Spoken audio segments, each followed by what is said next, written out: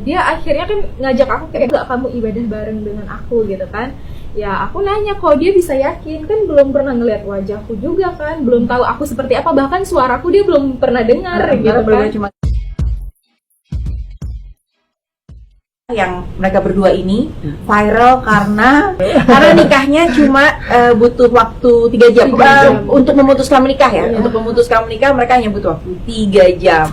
Gak perlu lama-lama ya? Tidak perlu lama-lama.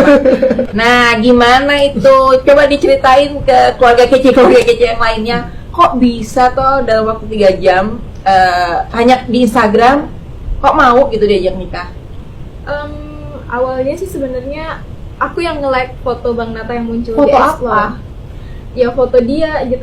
Dia foto diri gitu ya? Foto diri terus muncul di Explore ya. Biasa ya kalau kita buka Instagram kan kalau bosen pasti buka Explore kan. Oh, tapi nggak follow dia? Enggak, belum saling kenal, belum saling follow. Ngelihat muncul salah satu foto dia yang pas aku buka, captionnya juga sedikit kayak menarik gitu kan. Apa? Masih ingat nggak captionnya? Kurang lebih pokoknya tentang kebaikan gitu kan. Tentang kebaikan. Akhirnya aku like itu satu foto, terus agak kepo buka profilnya. Ternyata ada beberapa postingan yang tentang kayak dia pengen punya calon istri seperti apa gitu ya. Kayak menarik gitu aja, kayak kagum gitu kan. Akhirnya like di sekitar 3 foto atau 4 foto gitu yang aku like. Tiba-tiba dapat DM dari dia.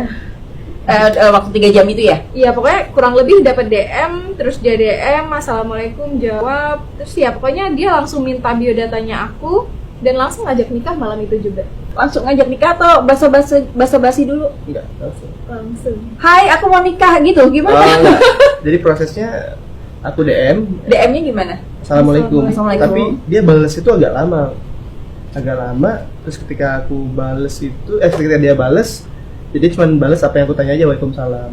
Nah, hal sederhana itu membuat aku, wah ini wanita yang memang selama ini mungkin aku cari ya, tipikal seperti ini gitu. Padahal profilnya dia, profil Wardah nggak ada Aku ada belum lihat wajahnya ya? Enggak. Nggak posting foto. Enggak. Posting foto tapi dia enggak menampakkan Kan, wajah. Iya, pakai ini udah. nikah. Memang udah dari jauh sebelum kenal Bang Nata udah pakai niqab. Oh, udah pakai niqab. Emang artinya bukan karena menikah ya, jadi emang udah lama pakai niqab. Waktu itu sempat ngeliat nggak nih, ini siapa cowok ini, apa kerjaannya? Oh, ganteng, wah ganteng juga ya atau apa gitu? Ya yang namanya istilahnya kayak kita masih sendiri gitu ya, ngelihat sosok seseorang yang mungkin termasuk idamanku juga gitu, tapi kan Secara sosok gitu ya? secara sosok, tapi kan aku nggak kenal dia siapa, nggak tahu kerjaan dia apa gitu kan. Cuman ya udah sekedar situ aja, tapi kita nggak saling follow-followan juga tuh waktu itu. Cuman dia kirim biodata karena waktu itu dia langsung minta line kan, kata dia punya niat baik nih. Jadi kayak aku jangan takut gitu kan. Akhirnya dia ngiyakinin aku, akhirnya aku kasih line. Dia langsung ngirim biodata. Di situ baru aku tahu kalau dia seorang pengamen jalanan, belum punya tabungan. Oh gitu? Iya, bahkan masih tinggal di kosan, kata dia gitu kan. Oh, kamu sebutin di biodata itu apa pengamen ada? jalanan. Jadi kayak dia bener-bener nyebut siapa diri dia tuh kayak nggak dilebih-lebihin gitu kan. Nah, dia akhirnya kan ngajak aku kayak mau nggak kamu ibadah bareng dengan aku gitu kan. Ya aku nanya kok dia bisa yakin, kan belum pernah ngeliat wajahku juga kan, belum tahu aku seperti apa, bahkan suaraku dia belum pernah dengar gitu kan. Cuma dari Instagram gitu ya. Iya, tapi dia jawabnya Allah kuasa, ya udah. Terus langsung jawab apa? Dia kasih waktu, katanya nggak usah jawab dulu. Aku gitu. kasih waktu, coba 3 kamu hari. tanya ke Abi, Umi, bagaimana, terus kamu istikharah. Ternyata setelah hari itu, hari Senin, dia telepon lagi, dia bilang dia mau langsung mastiin Mau apa enggak gitu ya? Iya, aku mau apa enggak, dan langsung nelpon Abi. Hari itu juga dia bilang ke Abi kalau dia mau nikahin aku. Terus Wardah jawabnya? Kalau aku sih iya aja. Iya aja. Terus selama waktu 3 hari itu nggak follow-followan? Udah nggak likes lagi? Enggak. Dan nggak ada DM Nggak lagi? komunikasi lagi. Enggak. Jadi 3 hari itu memang aku kasih dia untuk istiqoroh dan musyawarah sama keluarganya. Dan aku pun memang 3 hari itu aku gunakan untuk sama ya, aku istiqoroh juga karena penting ya. Nah, ini kan aku mengambil keputusan untuk sekali dan insya Allah selamanya gitu kan dalam hidupku gitu. Jadi aku memang meminta peran dari Allah untuk menunjukkan benar nggak jalan yang aku pilih. Dan masya Allah setelah istiqoroh hari ketiga ini aku langsung pengen ketemu dia. Telepon itu? Enggak, jadi dia kan tinggalnya di Bandung. Dia kan dari Aceh, kuliahnya di Bandung. Jadi Bapak ngekosnya waktu itu di? aku di Jakarta. Oh, di Jakarta. Di Jakarta. Akhirnya hari ketiga itu aku minta izin datang ke tempatnya dia di Bandung. Ketemu, Nah di situ langsung aku minta sama abinya secara personal langsung gitu. Dan alhamdulillah diberi kemudahan semua. Apa pertama kali yang ditanya sama abinya? Kamu punya apa? Enggak, jadi waktu aku telepon abi itu aku langsung ke poin ya. Aku nggak ada basa-basi apa-apa, cuman aku kenalan singkat siapa aku bilang apa adanya seperti apa yang aku tulis ke Wardah, ke DM-nya Wardah pada waktu itu, ke lainnya itu. Aku bilang aku Data Reza dari Bangka Belitung, belum punya kerjaan tetap, belum punya tempat tinggal, penghasilan tetap belum punya.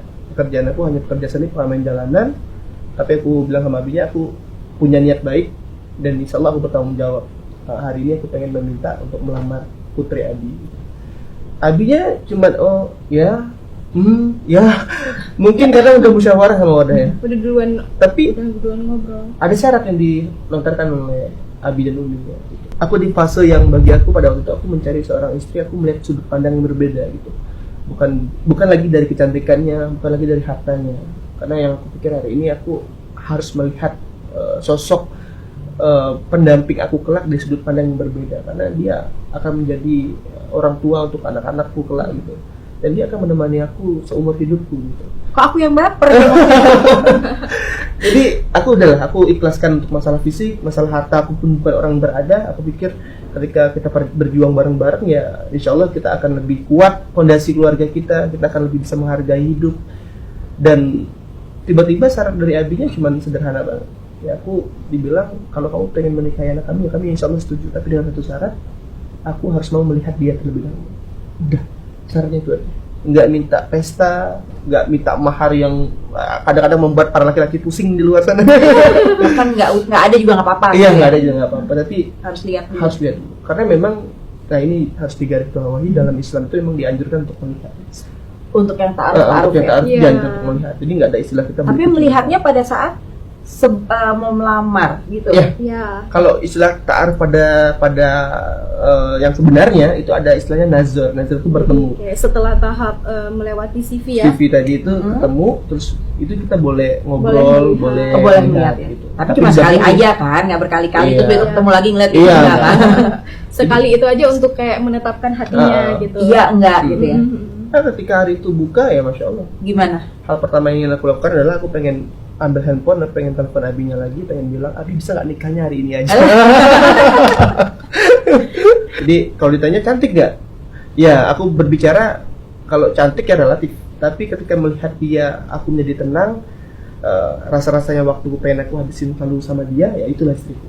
Nyaman ya. Nyaman. Nah itu saya setuju tuh karena banyak fisik itu, keindahan fisik itu belum tentu memberikan kenyamanan. Betul. Ya kan? Betul. Terus si Wardah gimana kan artinya waktu itu tahu Nata benar-benar hampir mungkin pas-pasan lah ya uangnya ya. Minus Bapak. Oh minus ya, nggak pas-pasan. Aku punya utang 40 juta. Ngomong sama dia? Ngomong. Aku apa adanya, emang nggak pengen aku tutupin. Terus kenapa yakin banget udah maksudnya secara finansial minus, bener-bener nggak pernah tahu kan, nggak pernah kenal, nggak pernah apa yang bener-bener dia nih gitu. Karena mungkin pengalaman sebelumnya yang pernah gagal ya. Masa kayak aku kan udah diizinin nikah tuh dari awal tahun 2016 ya. Udah ngobrol ke Abi, udah diizinin nikah. Terus ada yang ngedeketin gitu, maksudnya memang dia dari segi pekerjaan udah mantep, seorang dokter spesialis anak gitu kan. Maksudnya kayak iya, tapi di situ dia udah mantap, istilahnya rezekinya istilahnya kayak untuk udah mapan ya, udah mapan lah gitu. Tapi dia nggak berani memutuskan untuk kapan nih nikah gitu kan. Di situ aku ngambil pelajaran sih, belum tentu yang laki-laki yang memang udah mapan dia mau menikahi gitu kan. Ini aku datang sosok laki-laki yang memang dia di situ niat berjuang ada gitu, tapi memang belum punya ya. Dan waktu itu dia datang juga niatnya mau nikah, cuman dia tuh kayak belum ada target nikahnya kapan gitu. Hanya baru niat. Iya, gitu ya. jadinya kan aku juga nggak mau dong sebagai cewek, yang namanya cewek kan nggak butuh mau digantung ya. Gas bawain. Wanita tidak suka digantung. Selang beberapa minggu langsung Allah hadirkan Bang Nata yang memang langsung ngajak aku nikah saat itu juga gitu. Ya aku pikir ini jawaban dari Allah gitu, karena aku butuh sosok laki-laki yang benar bisa memastikan gitu. Dan aku ngelihat Bang Nata bukan dalam keadaan dia seorang pengamen, tapi masa depannya, karena aku ngelihat dia mau berjuang gitu. Bener sih, maksudnya kelihatan kayak kuat nih orangnya gitu ya. Jadi mau bukan yang malas, bukan yang apa gitu. Karena kan aku dengar dari orang tua ya, hidup di Jakarta itu keras ya. dan dia bisa hidup gitu. Berarti kan dia mau berjuang melakukan gitu. sesuatu gitu Iya, ya untuk bertahan gitu ya. Iya, dan aku ngelihat itu karena mau sebanyak apapun harta kita hari ini, kalau kita nggak mau berjuang ya udah bakal jatuh juga gitu. Tapi kalau misalkan Saya kita setuju belum juga punya, ya.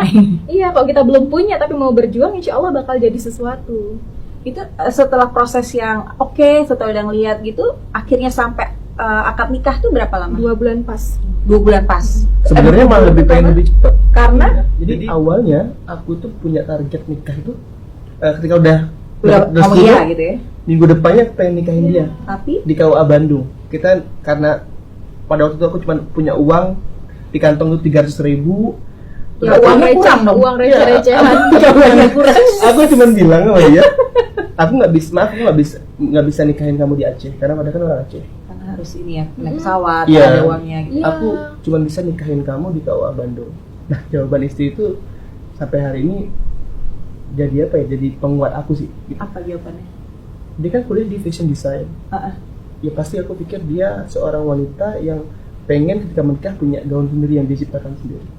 Tapi dengan ikhlasnya istri aku bilang ya aku nggak apa-apa. Di Kita Bandung KUA itu? Bandung nggak apa-apa. Kita nikah di KUA Karena Bandung. nggak ada duit intinya. Dan akunya nggak ada duit gitu. Karena calon suami Iya. nggak ada uang gitu ya.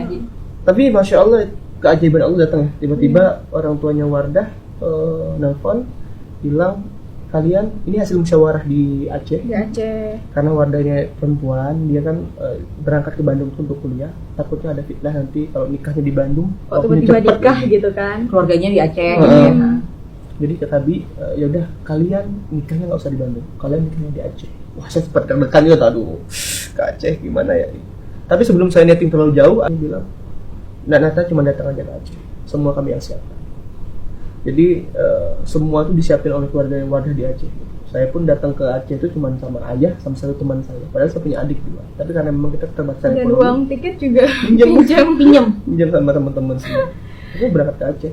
Jadi karena persiapan pernikahan di Aceh itu, padahal aku harus menunggu selama 1 bulan untuk persiapan. 1 bulan lebih. Ya termasuk untuk cari dananya apa segala macam Iya. gitu. Mungkin untuk lebih ke persiapan pernikahannya. Karena dananya bukan dari aku.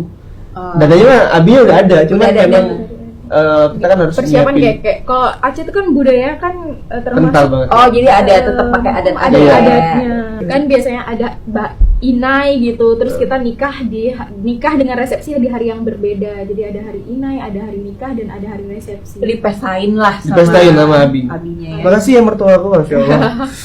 Dan sebenarnya juga di balik itu ada cerita lagi tuh. Jadi kayak bulan tanggal 17 Desember kita kenal, 20 Januari kita hitbah.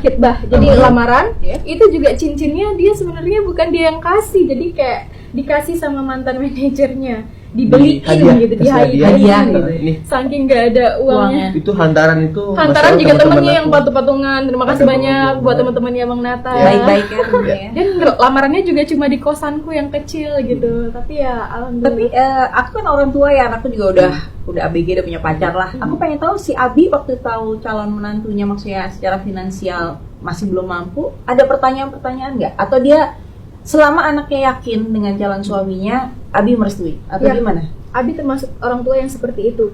Tapi memang awalnya mungkin ya yang namanya orang tua pasti mikir kayak tentang hal-hal Aku sebagai orang tua Wajar kan sekali, harus wajar sekali. wajar ya mikir. tanya gitu ya. Tapi ketika Bang Nata yang datang, Abi nggak nanya soal itu lagi gitu. Pakai yang Abi tanya, feeling ya? yang Abi tanya tuh cuman kayak apapun pilihan kamu ya Abi restuin gitu. Asalkan dia bisa menjaga sholat aja gitu. Karena kan sholat itu istilah kewajiban ya. Ya. Nanti kalau memang dia bisa menjaga sholat sebagai seorang hamba, dia pasti bakal menjadi seorang suami yang amanah atas istrinya gitu. Jadi dia bakal ngejagain aku gitu. Dan Abi percaya apapun pilihan aku. Dan sewaktu udah pertama kali kenal sama Nata, benar-benar Abi nggak ada yang wah kayaknya nggak oke, enggak ya? Enggak. Artinya itu feeling orang tua ya. Iya. Orang tua tuh pasti punya feeling Betul. sih, Bener tua ya. Karena memang sebelumnya juga Abi nanyain soal pekerjaannya, kayak pekerjaannya kurang deh gitu. Yang sebelumnya seperti itu, jadi kayak kan aku pernah ta'aruf dengan seseorang yang juga dia kerja Abi udah punya kerjaan gitu ya. tapi Abi kurang. Nah setelah datangnya dokter ini Abi yakin, tapi yang dokter ini malah kayak dia belum punya target nikah. Akhirnya Bang Nata datang nih dan Belum Abi punya juga- kerjaan tapi yakin. Iya. Maksudnya Abi oke gitu ya. Oke, langsung. Dan kita juga dipermudah banget ya, maksudnya kayak 17 Desember kita kenal, 17 Februari sah. Kayaknya emang pasti doanya kan kalau emang jodoh tolong didekatkan Iya, gitu kan. bener. Jadi kayak makin mudah dekat aja dan gitu makin ya. mudah gitu.